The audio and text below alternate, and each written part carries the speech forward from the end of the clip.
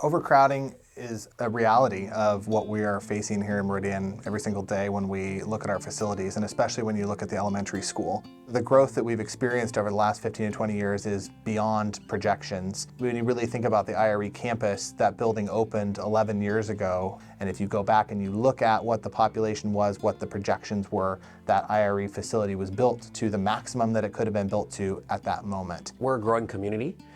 We have a lot more apartments and houses that are being built throughout North County. There's been times where some of the cars during drop-off have actually started to back up toward Hemi and even Hannigan Road. The students are coming, all right, and we gotta be prepared. If there's no solution with new buildings, we're gonna have more and more portables. However, it's not as secure when you have additional buildings, more doors you have to worry about being locked. Right now, we're at about 765 students. At this point last year, we were 715. And OSPI, the state organization that governs education, predicts that, I believe by 2028 will be 1,069 students. It's really important that we continue to work on thoughtful solutions, and I think that the task force has done that. The bond is a vehicle through which we can address both the overcrowding and the condition issues that we have at the middle school. For many years, the middle school location has been a topic of conversation. Everyone has recognized that there needs to be improvements. In the recommendation of the task force of moving 5th grade to the middle school, it really solves two specific goals. So one is that the elementary needs a new building, we're outgrowing, but it's not within the bond capacity, and the middle school needs it, has a much more dire need. We don't have capacity to go out to the community and ask for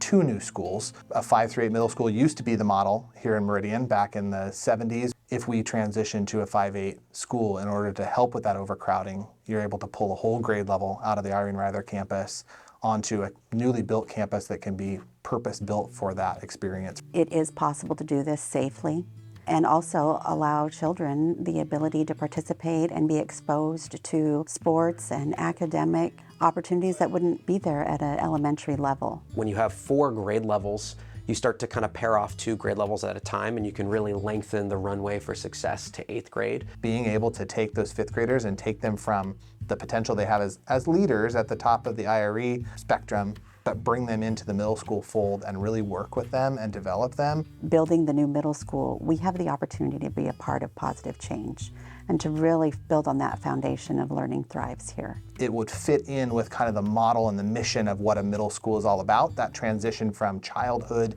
into getting ready for that high school experience where credits matter.